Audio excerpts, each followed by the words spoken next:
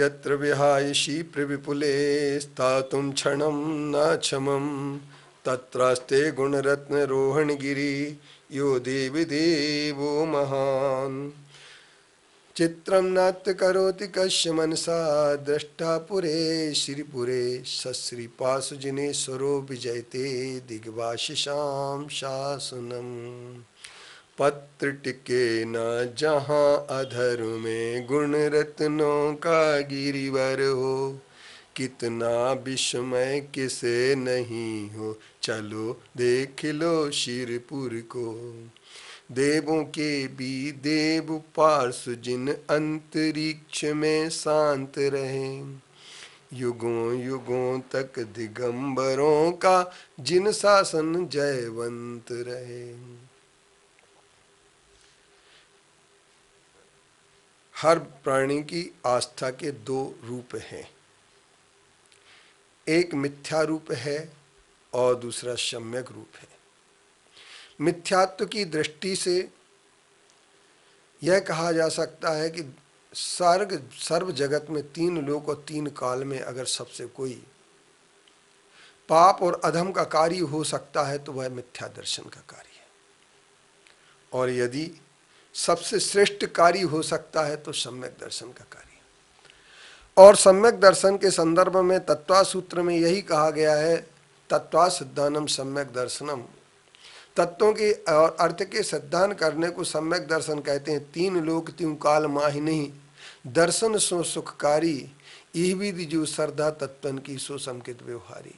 यहाँ पर आचार्य पंडित दौलत राम जी ने भी अपने छेड़ाला ग्रंथ में कहा है कि तीन लोक और तीन काल में अगर कोई सबसे ज़्यादा सम्यक सुखकारी हो सकता है, श्रेष्ठ हो सकता है, तो वह सिर्फ सम्यक दर्शन है।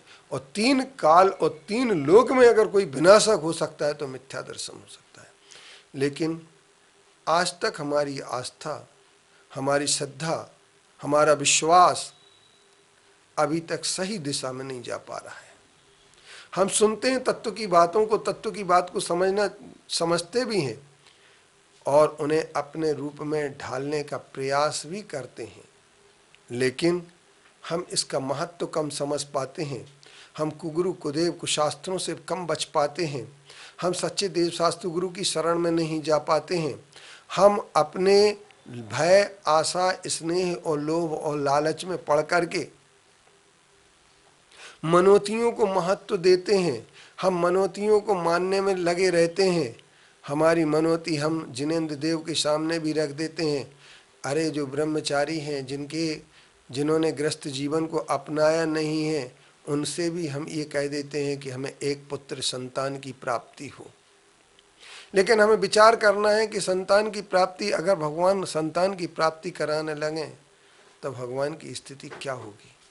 भगवान न संतान देते हैं, न संतान को लेते हैं। भगवान न किसी को धन देते हैं, न भगवान किसी का धन को हरते हैं। हम भगवान के पास जाकर के सारी चीज़ें मांगा करते हैं। सच, कुछ लोग कहते हैं मांगना तो किससे मांगे, भगवान से ही तो मांगेंगे, और कहाँ जाकर के मांगेंगे। मांग ले, अपने मन का आप कार्य कर ले, लेकिन ये न माने मांगे तो, पर आपकी भक्ति में वो ताकत होती है जिस आपकी भक्ति की ताकत से आपको बिना मांगे सब कुछ मिल सकता है। लेकिन आप बिना मांगे सब कुछ मिल सकता है। जैसे वृक्ष के नीचे जाने पर छाया को मांगना नहीं पड़ता है, छाया अपने आप मिलती है।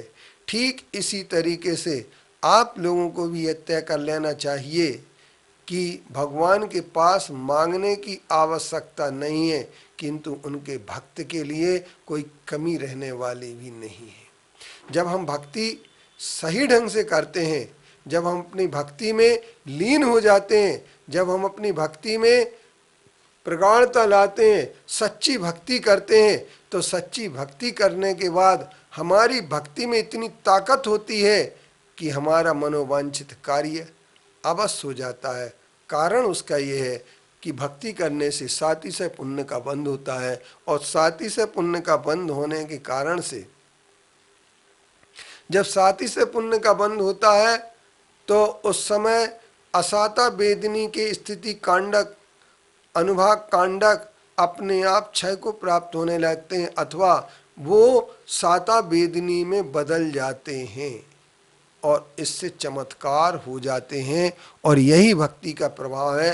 और सम्यक दृष्टि जिन आगम को सही समझ करके अपने अंदर उतारता है और अपने अंदर उतार करके भक्ति करने के लिए तैयार हो जाता है, और भक्ति के माध्यम से वह अगर कुछ चाहता है तो जांचू नहीं, सुरवास पुनि नर राज परिजन साथ जी।